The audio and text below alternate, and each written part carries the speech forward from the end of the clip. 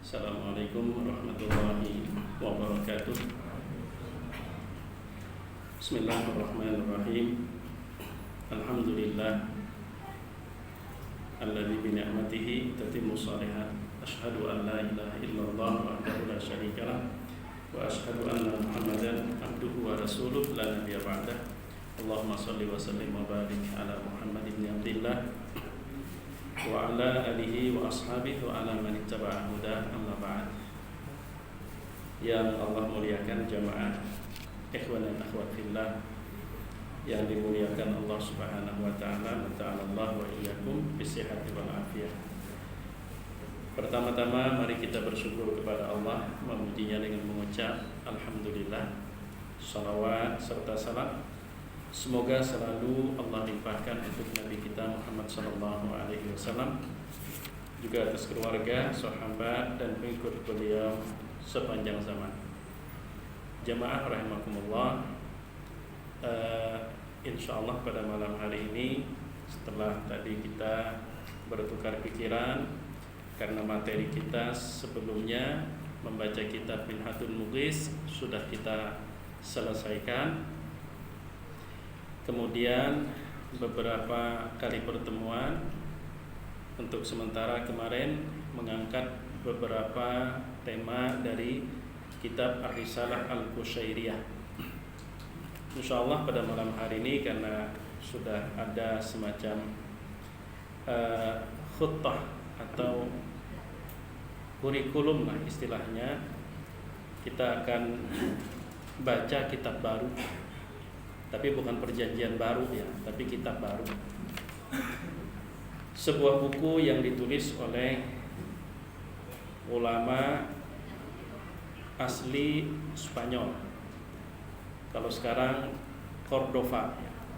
Bahasa Arabnya Qurtubah. Dikenal dengan Imam Al-Qurtubi. Beliau wafat tahun 671 Hijriah. Jadi di abad ke-7 ya. Beliau juga dikenal dengan tafsir Ayatul Ahkam atau tafsir Al-Qurtubi. Tafsir yang memfokuskan bahasan pokoknya kepada masalah-masalah hukum. Nah, jadi tafsir Al-Quran itu ada yang bicara berkaitan dengan masalah sosial, politik seperti yang disusun oleh Sayyid Qutb fi Dhilalil Quran, atau dia berbicara tentang sastra bahasa seperti tafsir Zamakhsyari. Kalau itu versi Arab, kalau versi Indonesia mungkin yang disusun oleh Buya Hamka rahimahullah. Ada juga tafsir yang dia cenderung berbicara kepada nilai-nilai sufisme seperti tafsir Al-Qushairiyah.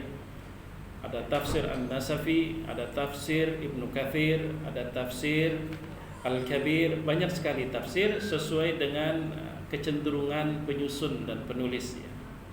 Atau seperti tafsir Syekh Muhammad Mutawalli Sya'rawi, yang mana beliau sendiri ya, sangat atau lebih setuju kalau disebut dengan khawatir. Khawatir itu dalam bahasa Arab adalah semacam ilham yang Allah berikan hasil dari sebuah renungan. Nah, itu tafsir Syekh Muhammad Mutawalli Sya'rawi, di mana hal-hal yang beliau angkat dalam tafsir tersebut adalah hal-hal yang beliau dapatkan dengan banyak pengalaman dalam kehidupan, kemudian juga mengulas panjang lebar tentang sisi bahasa Arab dari setiap kalimat Al-Quran. Sehingga salah satu contoh ya, ketika Syekh Muhammad Mutawalli Sya'rawi, beliau menafsirkan firman Allah surah Al-Fatihah, Alhamdulillahi Rabbil Alamin. Apa kata beliau? Secara makna segala puji bagi Allah. Tapi yang beliau angkat adalah sebuah renungan. Kita, kata beliau, kalau mendapatkan sesuatu yang bernilai dari seseorang yang notabene manusia. Lalu untuk menyampaikan ucapan terima kasih, terkadang kita harus mengonsep berkali-kali ucapan tersebut sampai kita yakin kalau ucapan itu mewakili rasa terima kasih kita kepada orang tersebut. Sehingga kadang-kadang kata beliau, kita harus begadang, kita harus hapus lagi kalimat yang mungkin kita khawatir kalimat itu tidak sepadan dengan apa yang diharapkan oleh yang memberi kita. Intinya, sulit buat kita untuk mengekspresikan rasa terima kasih kita yang mewakili seberapa besar kebaikan orang lain kepada kita. Dan Allah Subhanahu wa taala mempermudahkan buat kita memuji Allah dengan cara Allah hanya dengan dua kata. Alhamdulillah. Itu artinya bahwa Allah Subhanahu wa taala menyamaratakan semua hambanya, baik orang alim maupun orang biasa, orang kaya maupun orang miskin, atau umpama pejabat maupun rakyat jelata, ketika ingin mengekspresikan pujiannya kepada Allah, Allah sudah memberikan caranya. Jadi alhamdulillah itu memuji Allah dengan versi dan caranya Allah. Dan itu isyarat kata beliau bahwa terlalu berlebih-lebihan memuji manusia, padahal kebaikan manusia tidak sebesar kebaikan Allah. Itu biasanya hanya melahirkan kemunafikan. Kemunafikan sehingga akan berbuntut kepada gila dengan pencitraan. Kenapa itu terjadi? Karena memang manusia itu harus rumit untuk mengucapkan terima kasih. Nah, sedangkan kita dengan Allah luar biasa kata beliau. Kita udah nikmat dikasih Allah, cara memuji Allah pun juga Allah kasih. Alhamdulillah dengan dua kata. Begitu cara Syekh Muhammad Mutawalli Sya'rawi menafsirkan kalimat-kalimat Al-Quran. Atau umpama seperti beliau mengambil bagian dari surah Al-Fatihah, ihdinas siratal mustaqim. Kalau secara terjemahkan, ya Allah berikan kami hidayah, petunjukmu agar kami selalu di jalan yang lurus. Apa kata Syekh Muhammad Mutawalli Sya'rawi? Allah Subhanahu wa taala mengajarkan kepada kita apa sebenarnya yang kita butuhkan dari sekian banyak keperluan kita dalam hidup ini. Yang kita perlukan adalah hidayah. Karena itu Allah ajarkan dalam surah Al-Fatihah, ihdinas siratal mustaqim. Itu yang sangat kita butuhkan dalam hidup ini, petunjuk. Anda sepintar apapun, seluas apapun pengalaman Anda, kalau Anda tak dapat hidayah dari Allah, maka apa yang Anda miliki bisa jadi hanya akan membawa Anda ke jurang kehancuran. Maka dari itu mahalnya sebuah hidayah, bahwa kita diajarkan oleh Allah adalah hal yang sangat kita butuhkan dalam hidup ini adalah hidayah. Karena itu dalam surah Al-Fatihah kita dituntut, karena itu merupakan firman Allah untuk mengucap ihdinas siratal mustaqim. Jadi kalau orang merasa nggak perlu dengan tuntunan, nggak perlu dengan hidayah Allah, berarti orang tersebut telah mengingkari kodratnya. Nah itu tentang tafsir ya. Jadi Imam Al-Qurtubi sebagai penyusun atau penulis buku yang saat ini sudah ada di depan ulun atau di depan kita, berjudul At-Tazkirah fi ahwalil mauta wa umuril akhirah. Kalau bahasannya ini masuk ke ranah akidah. Ranah akidah. Sesuatu yang berhubungan dengan keyakinan, di mana bahasannya sebagaimana di dalam pengantar yang ditulis oleh penulis itu sendiri. Apa kata beliau? Fa inni ra'aitu an aktuba kitaban wajiza. Saya rasa saya sudah saatnya perlu untuk menulis buku yang singkat. Setebal ini dibilangin singkat ya. Dan ini versi cetakan kecil, ada yang cetakan besar. Tujuan saya menulis agar menjadi nasihat buat saya, kata beliau. Kemudian berharap menjadi amal soleh sesudah saya mati. Buku ini bicara tentang apa? Tentang kematian, tentang apa yang dialami oleh orang setelah masuk alam kubur, menceritakan bagaimana dahsyatnya padang mahsyar saat makhluk dibangkitkan, menggambarkan indah eloknya surga dan betapa beratnya siksa neraka, serta apa huru-hara yang kelak pasti akan dihadapi oleh manusia. Di mana semua ini aku kutip, kata beliau, dari buku-buku ulama-ulama mu'tabar, ulama-ulama yang ulama-ulama yang sudah diakui dan disambut oleh kaum muslimin semampu yang saya dapatkan. Lalu kuberi nama kitab ini At-Tazkirah, nasihat bi ahwalil mauta wa umuril akhirah, nasihat tentang bagaimana nasib orang-orang mati ketika mereka berpindah dari kehidupan dunia dan apa saja yang terjadi kelak pada hari akhirat. Tentu hal ini bukan hasil ijtihad, bukan hasil mereka atau menebak dan menduga, karena ini berbicara masalah gaibiyah. Nah, pada kajian kita sebelumnya, persoalan akidah itu terbagi kepada 3. Yang pertama menyangkut masalah uluhiyah, masalah ketuhanan. Terlepas kita membicarakan masalah ketuhanan itu apakah menggunakan metode usulus salasah atau metode tauhid uluhiyah, tauhid rububiyah maupun tauhidul asma wa sifat, atau melalui metode teori ilmu kalam yang oleh masyarakat kita sebagian mereka mengenal dengan istilah sifat 20 ya.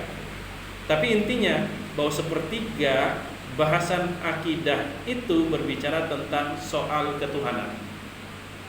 Uluhiyah, apa saja yang berhubungan dengan Allah. Kemudian sepertiga keduanya berbicara tentang nubuwah, kenabian. Sedangkan yang ketiga berbicara tentang sam'iyat.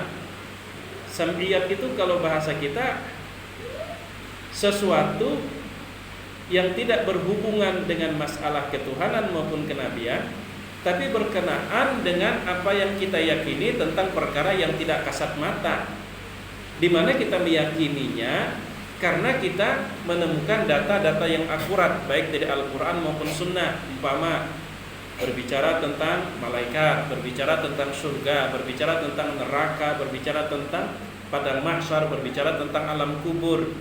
Nah, pembicaraan-pembicaraan itu kan tidak berkenaan tentang ketuhanan, tentang kenabian, tapi wajib kita yakini karena didasari oleh dalil-dalil yang akurat, dalil-dalil yang qat'i, yang kuat, yang menjadi keyakinan kita.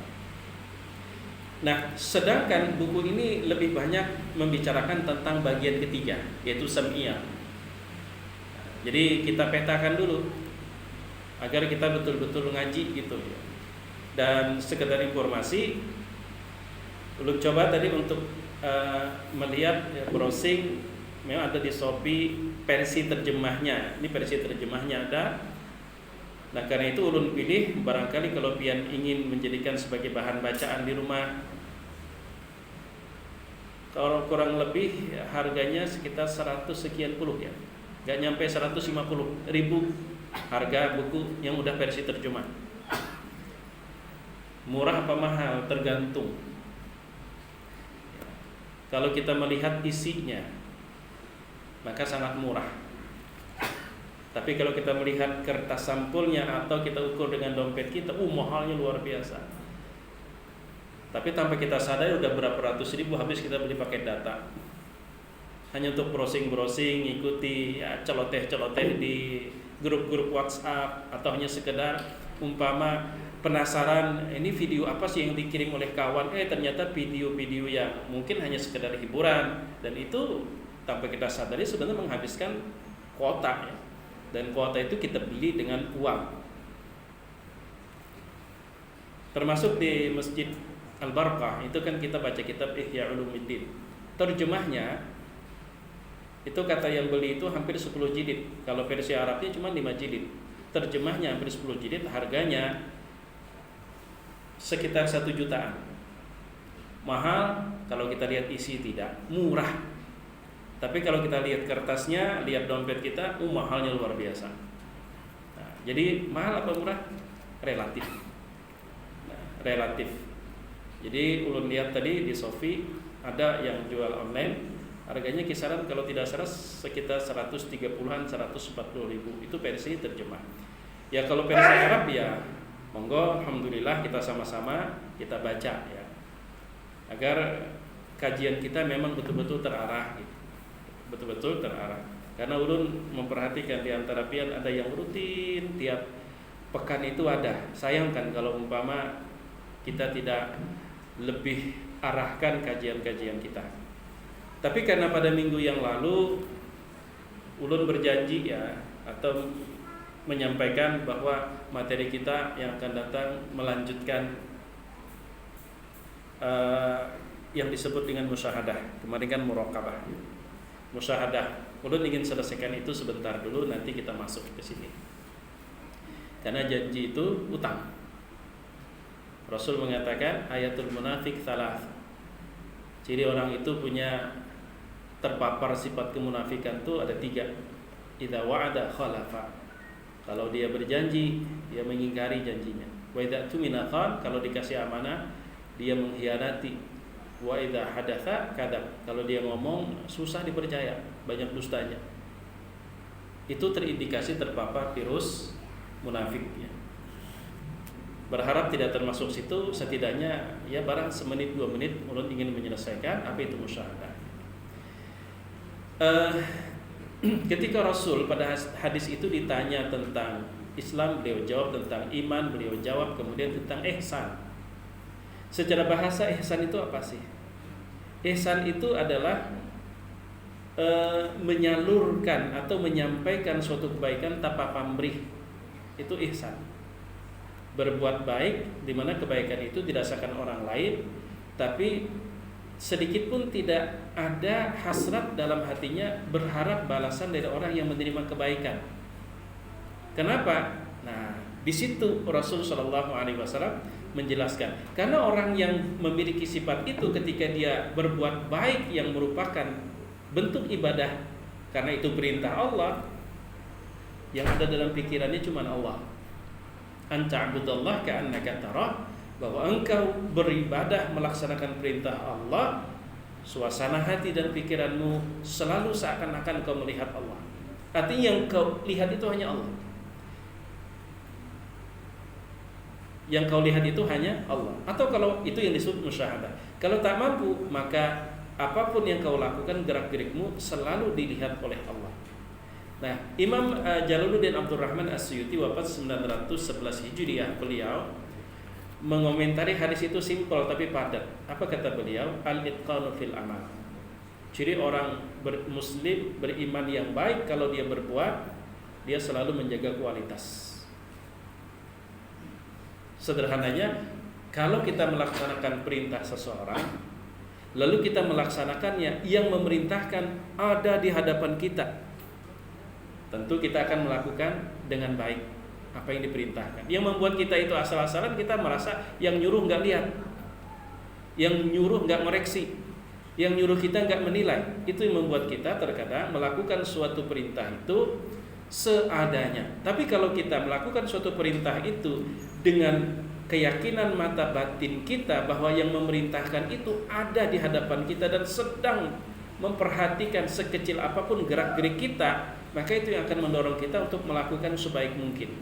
Demikian juga ketika kita merasa diawasi, walaupun yang mengawasi tidak ada di situ, tapi kita merasa diawasi, itu juga akan membuat kita atau membuat seseorang ketika melakukan yang diperintahkan, dia akan melakukan semaksimal mungkin dan sebaik mungkin. Makanya kata Jalaluddin Abdurrahman As-Suyuti, al-itqan fil amal, selalu teliti dan menjaga kualitas kerja, itu ciri muslim mukmin yang muhsin.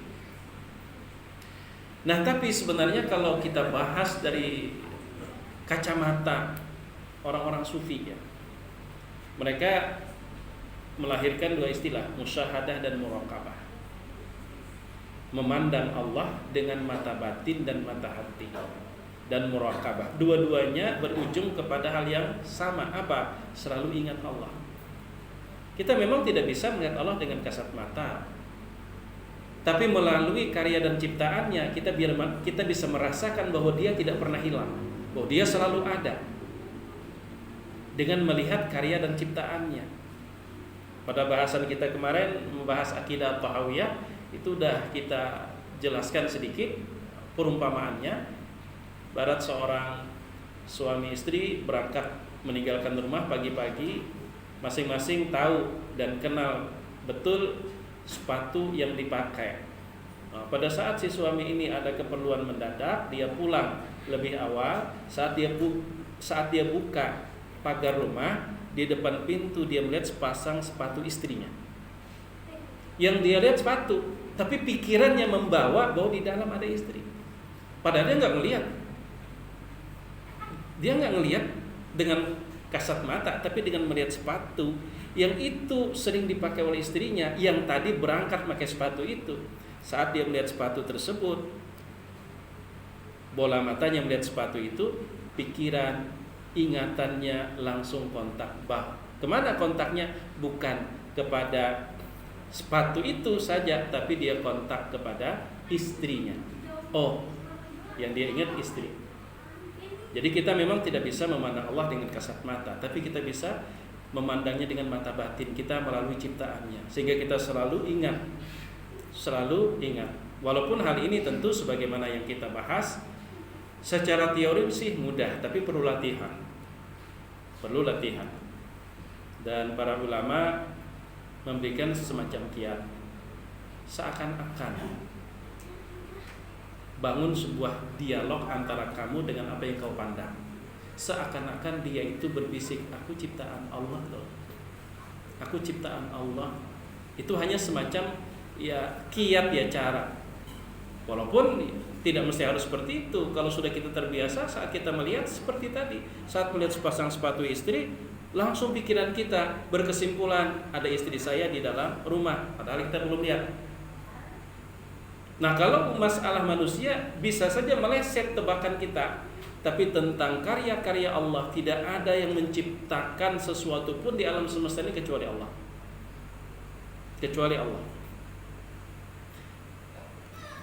Nah, oleh karena itu, maka yang namanya musyahadah itu saat kita menjalankan perintah Allah, tidak hanya anggota zahir kita yang tunduk dengan apa yang telah menjadi ketetapan Allah, tapi mata batin kita pun selalu merasakan bahwa Allah itu ada. Jadi luar dalam kita bekerja, tidak hanya zahir kita saja, tapi batin kita pun. Dan itu sudah kita bahas kemarin, bahwa yang dipandang Allah tidak hanya zahir kita saja, tidak hanya perbuatan kita saja, tapi walakin Allah yang turu ila qulubikum wa a'malikum. Dua-duanya menjadi penilaian. Jadi musyahadah dan muraqabah itu akan menghantarkan kita untuk banyak mengingat Allah dengan pikiran kita. Ya, syukur-syukur kalau kemudian dia keluar terekspresi di mulut kita. Nah, jamaah yang dimuliakan Allah Subhanahu wa taala, itu musyahadahnya. Jadi pandang Allah dengan mata batin kita setiap kali mata kepala kita melihat karyanya. Apalagi kalau itu bentuknya nikmat. Makanya kemarin kan rumus nikmat itu, ketika kita memandang Allah di setiap nikmat yang ada, berarti itu awal kita bersyukur.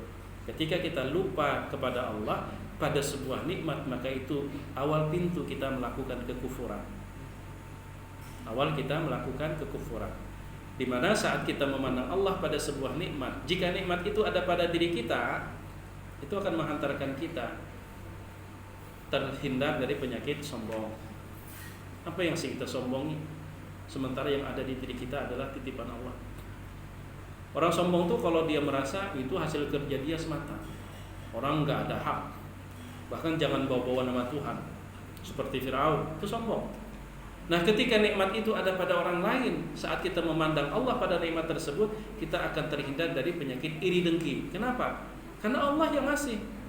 Kalau kita tidak terima kebaikan itu ada pada orang lain, berarti tidak sadar sebenarnya kita tidak terima atas keputusan Allah, yang membuat kita bisa iri dengki terhadap nikmat yang ada pada orang lain karena kita tidak memandang Allah pada nikmat tersebut.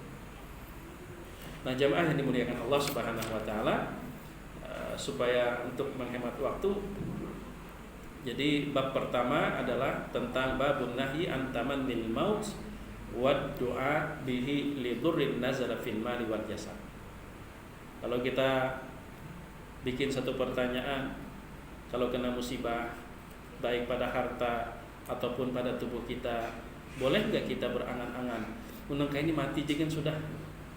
Boleh nggak kita berangan-angan, berucap atau berpikir kayaknya bagus mati aja sudah nangka ini, daripada nangka ini mendingan mati aja sudah? Boleh nggak? Keinginan untuk menghabisi atau keinginan untuk mati karena adanya musibah, baik terjadi pada harta maupun pada jasad. Nah, Imam Al-Qurtubi menyebutkan beberapa hadis yang kemudian hadis itu beliau jabarkan pada pasal-pasal yang beliau tampilkan berikutnya. Hadis yang pertama diriwayatkan dari Imam Muslim dari Anas, Rasulullah sallallahu alaihi wasallam bersabda, la yatamannayanna ahadukum mauta lidurrin nazala bih fa in kana la budda mutamanniyan falyaqul Allahumma ahyini ma kanatil hayatu khairan li wa tawaffani idza kanatil wafatu khairan li. Juga diriwayatkan oleh Imam Bukhari. Jadi Imam Bukhari Muslim meriwayatkan dari Anas bin Malik, Rasulullah bersabda, jangan sekali-kali siapapun di antara kamu berangan-angan atau terfikir mati itu lebih baik hanya karena musibah yang menimpa. Kalau memang kada kawa jua, kada sanggup jua umpama, jangan sampai diwujudkan dalam angan-angan. Tapi boleh berdoa, Allahumma ahyini ma kanatil hayatu khairan li. Ya Allah, hidupkanlah aku selama hidup itu lebih baik buatku, dan wafatkan aku kalau memang kematian itu lebih baik. Tapi kalau umpama menekan ini udah bagus matinya sudah, nah itu kada boleh. Kalau itu tidak boleh kita lakukan berarti dosa. Dari Anas juga Rasulullah Shallallahu Alaihi Wasallam bersabda, nah kalau ini khusus riwayat Imam Muslim, la yatamannayanna ahadukumul mauta wa la yad'u bihi min qabli an ya'tiyahu innahu idza mata ahadukum inqata 'amaluhu wa innahu la yazidul mu'mina umruhu illa khaira. Jangan dan jangan sama sekali. Ada nun taukid ya. La yatamannayanna, tamanni, jangan sekali-kali ada yang berangan-angan mati, dan jangan juga berdoa ya Allah mati ijo ulun sudah, sanggup ulun lah hidup nangka ini, mati ijo kan ulun sudah, ambil jauh ulun sudah nah. Biasa kan orang sakit seperti itu kadang-kadang, ambil jauh sudah nah. Jangan melakukan sikap itu sebelum kematian itu yang memang datang. Alasannya apa? Karena kalau kamu sudah mati, berarti kamu sudah tak punya kesempatan lagi untuk beramal. Orang yang sudah mati jah hendak minta bulikakan. Laula akhartani ila ajalin qarib, ya Allah, jakanya diberi waktu pang lagi ulun babulik satu mat barang. Nang sudah mati je Nabi hendak babulik nyawa hendak lakas. Karena kalau kamu mati, itu artinya kamu sudah tak bisa berbuat apa-apa lagi. Dan bagi orang beriman, bertambahnya umur itu adalah peluang untuk menambah kebaikan, di mana kebaikan itu tidak hanya terwujud dalam satu bentuk. Kita taat, bisa jadi bentuknya kita sabar. Bahkan nanti kita akan menemukan beberapa hadis, salah satu penghapus dosa, di mana seseorang ketika meninggal dunia bersih dari dosa adalah ketika menjelang wafat dia melalui masa-masa sakit keras. Tapi catatan asal sabar. Namun banyak mengeluhnya, sebaliknya. Nanti akan kita temukan hadis-hadis yang menyatakan demikian. Asal sabar, maka seberapa lama sakit sebelum wafat penyakit itulah yang menghapuskan dosa. Sehingga pada saat dia menghembuskan napas terakhir, dosanya sudah habis. Ya salah satunya kan ketika seseorang meninggal dunia karena tidak lulus LC tadi, karena tidak lulus corona umpama. Itu sebenarnya syahid. Tapi mohon maaf ya, media seperti memaksa kita untuk memandang itu seperti aib. Sehingga dikucilkan, kemudian sehingga dijauhi. Sehingga orang yang sudah sembuh pun umpamanya usahanya harus ancur-ancuran. Seperti salah satu sahabat kami kemarin di Jalan KSN, beliau jualan es buah, lalu dijemput ya dengan pakaian seperti astronot. Ya gara-gara itu luar biasa, setelah kurang lebih 3 bulan harus dari nol membangun usaha. Sementara yang bikin berita yang berlebih-lebihan tak bertanggung jawab dengan perekonomian orang yang hancur gara-gara isu seperti itu. Apa itu bukan dosa? Itu dosa di sisi Allah. Kadang-kadang kita harus mengakui bahwa penjahat yang sebenarnya itu adalah tukang bawa berita. Orang bisa jatuh gara-gara berita, orang bisa terkenal pun juga gara-gara berita. Maka hati-hati bawa berita. Jangan sampai itu menjadi dosa yang sulit kita menebusnya. Jadi harus subhanallah, harus mulai nol lagi membangun usaha. Udah tempat usahanya ngontrak, kemudian orang pada takut karena dibesar-besarkan, dipandang seperti aib, harus dijauhi, jangan ini sebagainya. Nah jamaah yang dimuliakan Allah Subhanahu wa taala, Imam Bukhari juga meriwayatkan, apa kata Imam Bukhari, la yatamanna yamna ahadukumul maut, jangan mengangan-angan kematian. Imma muhsina, sekalipun sebenarnya dia itu orang yang banyak kebaikannya. Wa imma musian, atau dia banyak dosa. Banyakkah kebaikan, banyakkah dosa? Jangan menginginkan berangan-angan kematian. Kenapa? Menjadi Imam Al-Bukhari, kalau orang itu orang baik, fala'allahu an yazdada khaira. Siapa tahu dengan panjang umur dia bisa menambah kebaikan. Kalau orang itu pendosa, siapa tahu dengan dipanjangkan umur dia punya kesempatan untuk bertaubat. Siapa tahu dia punya kesempatan untuk bertaubat. Nah, Imam Al-Bazzar di dalam musnadnya meriwayatkan dari Jabir bin Abdullah, Rasulullah sallallahu alaihi wasallam bersabda, "La tamannawul mauta fa inna haulal matla' syadid." Jangan engkau mengangan-angan kematian, karena yang akan kau hadapi itu adalah sesuatu yang ngeri. Wah, ini yang kadang-kadang orang baca ya. Orang membaca talqin, wahai fulan bin si fulan, apabila datang kepadamu 2 orang malaikat, maka janganlah kamu takut. Jangan hanya melihat takutan juaya.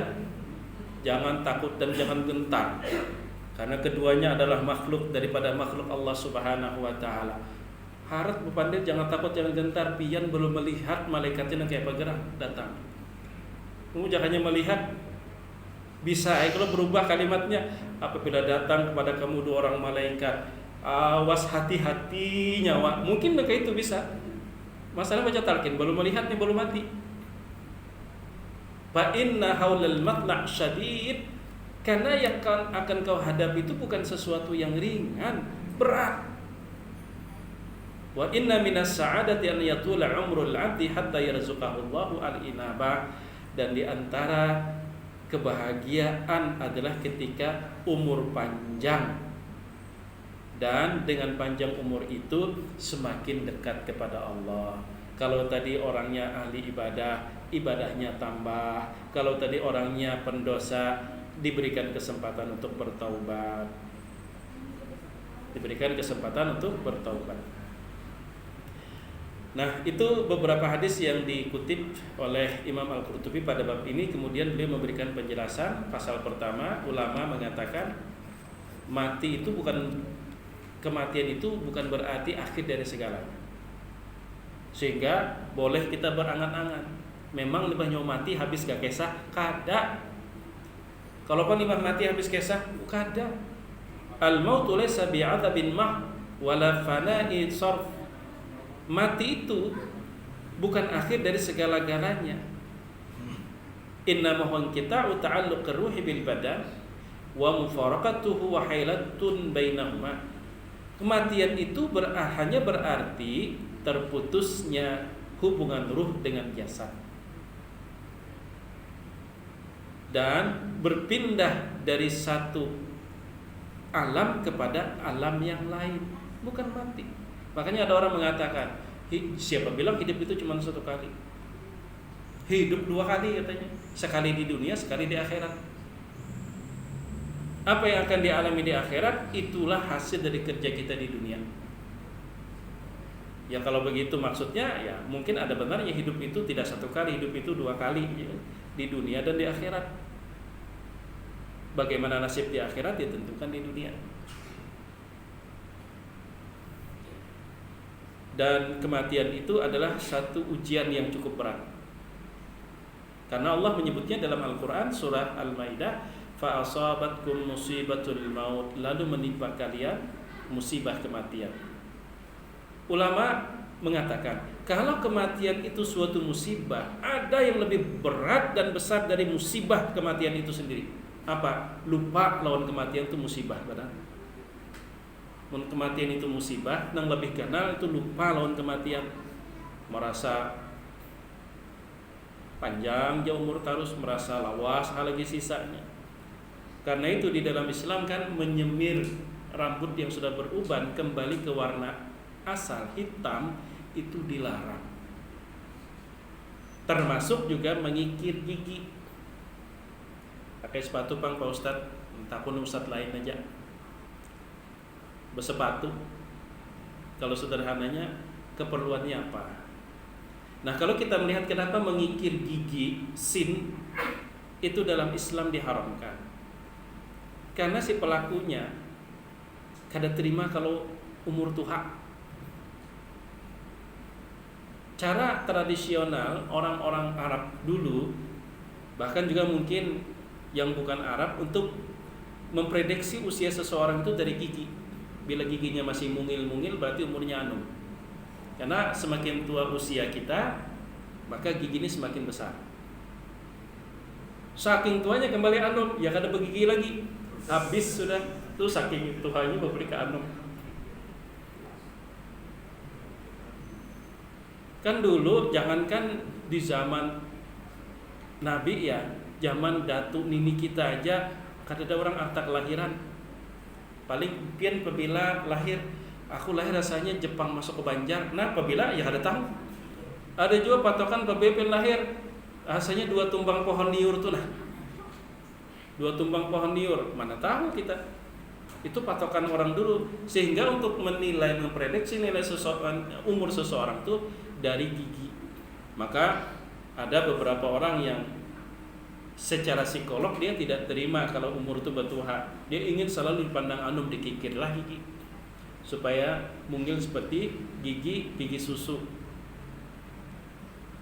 Nah, jamaah yang dimuliakan Allah, kalau kematian itu kata ulama adalah sebuah musibah yang besar, disebutkan dalam Al-Quran, sesungguhnya ada musibah yang jauh lebih besar, al-ghaflatu an, lalai dari kematian, wal i'radu an dzikrihi, dan seperti mengelak dari mengingat mati, wa qillatut tafakkuri bih, dan kurang merenung tentang kematian, wa tarkul amali bihi, dan tidak bekerja untuk persiapan tibanya kematian. Itu musibah yang lebih besar.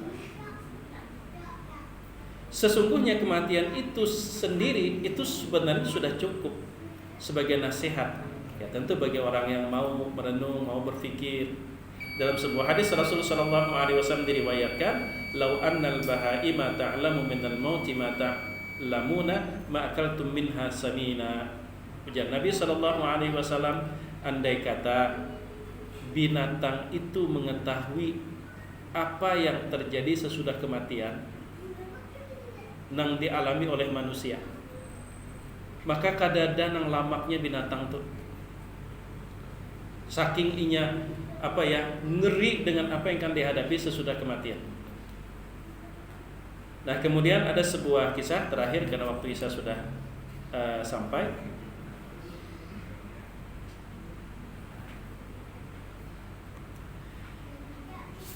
Yurwa anna Arabian, diceritakan ada seorang Arab Badui, dia sedang berjalan mengendarai unta miliknya. Seketika tiba-tiba unta itu tersungkur mati. Dia pun turun, lalu berjalan mengitari unta tersebut. Di dalam hatinya dia berkata, "Mala kala takum?" Apalah molahnya ini karena kau lagi berdiri. "Mala kala tamba'ith?" Apalah molahnya ini kau pada bergerak lagi. Padahal semua anggota tubuhnya lengkap, tangannya ada, batisnya ada, tidak ada yang kurang. Apa sebenarnya yang membuat dia tidak mampu berbuat? Apa yang membuat dia tumbang? Berpikir. Disitulah muncul kesadaran bahwa kata ulama, dan kita juga sepakat, mati itu tidak mengharuskan sakit. Mati itu tidak mengharuskan umur tua. Kematian itu sudah dijadwalkan oleh Allah, adalah semacam kepastian buat manusia. Orang beriman tidak seharusnya takut dengan kematian, karena mati itu adalah sesuatu yang nyata. Yang harus ditakutkan oleh orang beriman adalah saat kematian itu tiba, dia sedang apa? Dia sedang apa? Itu yang harus jadi pikiran kita. Soal mati, suka maupun tidak suka, menolak maupun menerima, kalau udah sampai saatnya, nggak bisa kita menghindar.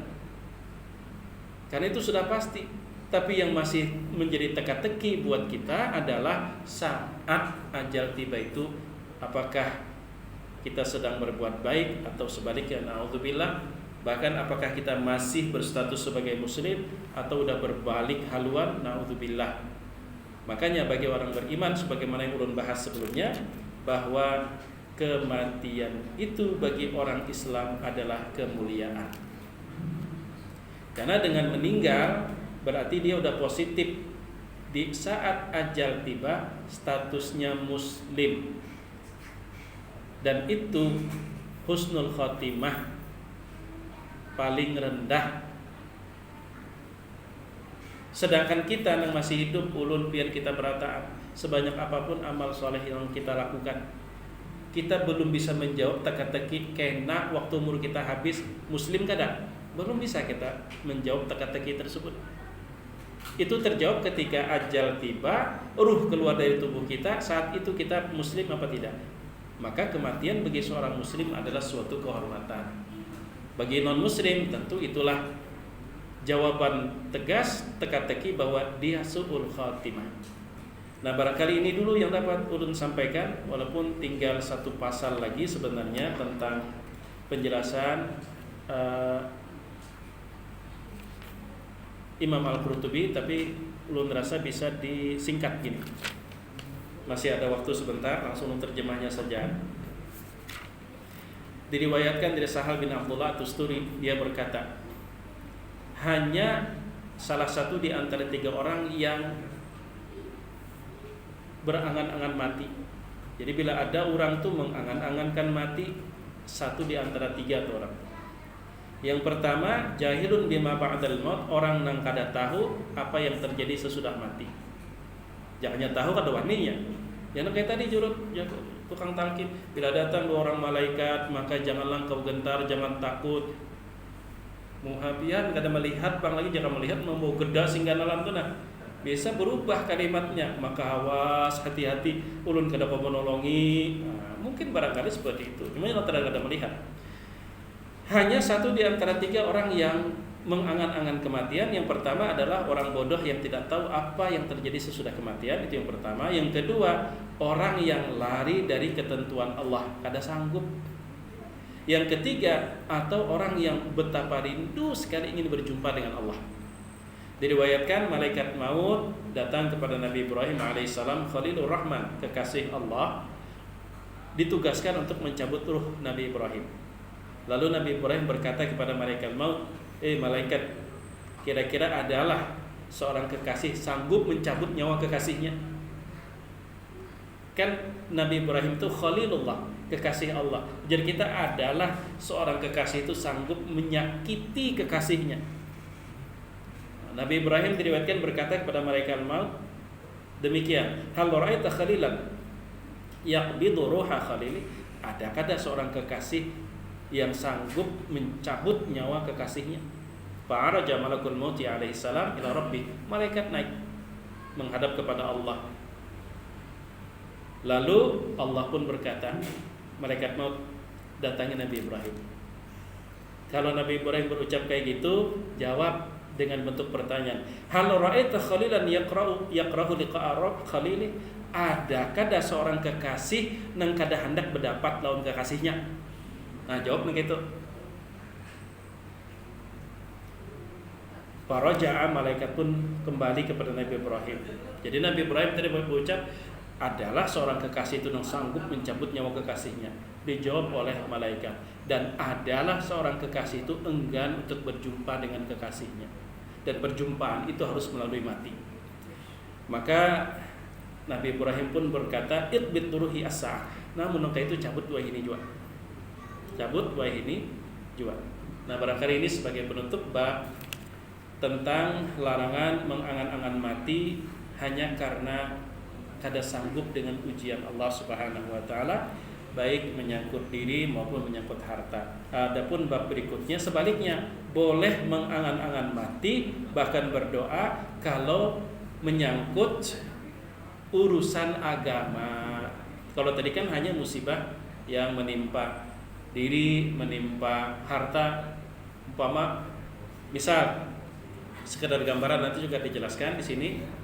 Kondisi ini sudah hancur-hancuran, sudah moral hancur, agama sudah digadaikan, malah peribahasa semakin lawas hidup ini semakin berisiko terbawa arus yang begitu sangat deras.